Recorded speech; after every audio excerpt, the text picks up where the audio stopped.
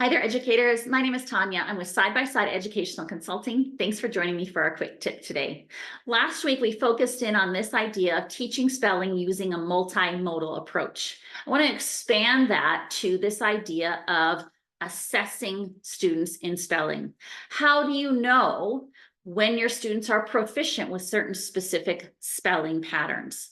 Let's think of spelling as a window into a child's thinking and understanding of language. We know that spelling requires the integration of three parts: phonological knowledge, the ability to attend to, discriminate between, and remember and manipulate the sounds of the English language at the sentence level, word, syllable, and the phoneme level. We know that students have to have understanding of orthographic knowledge. This knowledge or understanding of the phoneme grapheme correspondence system of English, and or that ability to look at written syllable patterns in English and how those syllable patterns work in longer words, as well as morphological knowledge. This awareness of morphemes, which are the smallest meaningful units of language in words, and how those morphemes are represented in English orthography. Accurate spelling reflects more advanced linguistic knowledge because it requires all three of those components: phonological, orthographic, and morphological knowledge. So once we have this information, we can use it to help plan targeted instruction for our students. Let's take a look at how we might use that information when we think about student errors. So the first type of error that we're going to look at is the phonological error.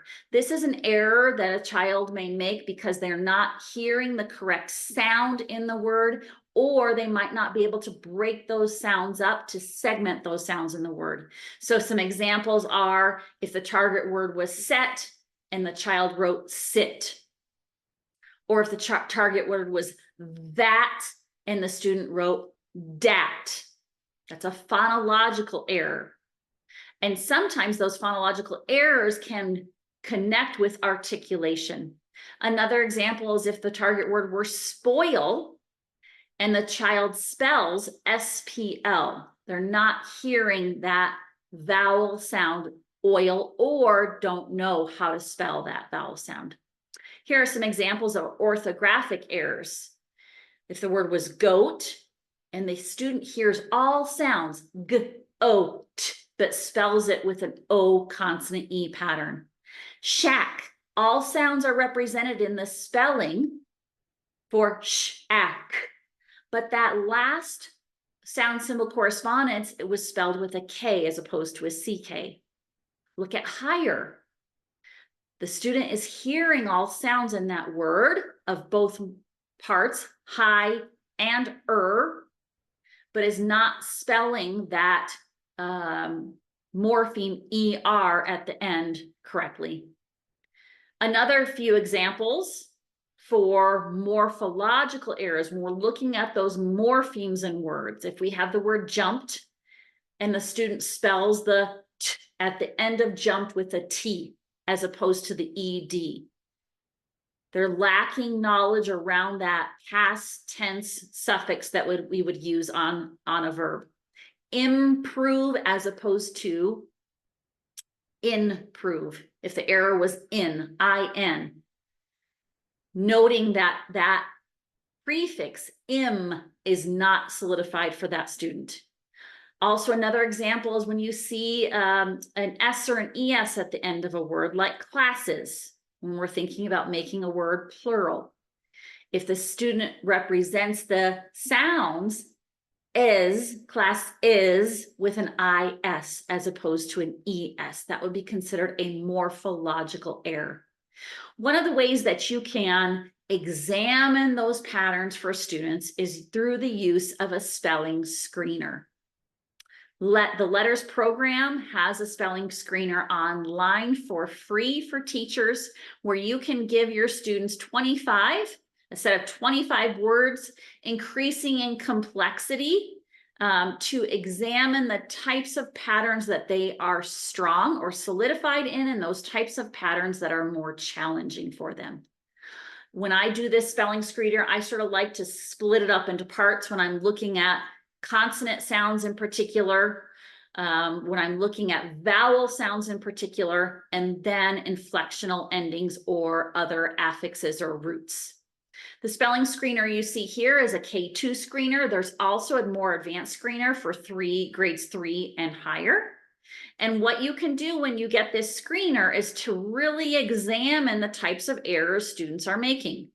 So you see everything in yellow on this screen. These are all the errors the student made. And I can look at those errors and say, okay, what are the specifics around those errors? Are they phonological errors? Are they orthographic errors? In these examples that you're seeing so far, we have goat, scrape, and beat. Those are all orthographic errors. Number 13, the word was champ. So the child did not hear that sound in champ. Third is an orthographic error.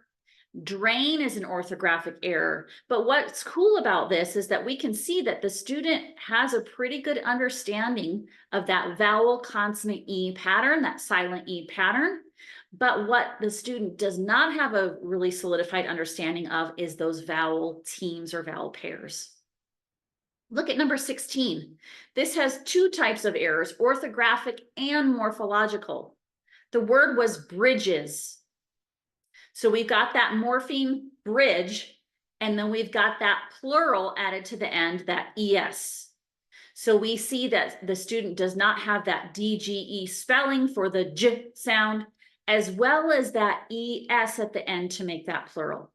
So this is a really, really useful tool to identify areas of need for students and to help you really target your instruction. Thanks for joining us for our Quick Tip Tuesday, everybody. Go ahead and try that spelling screener. I'll put the link to access it online into the comments, and let us know what you think. See you next time.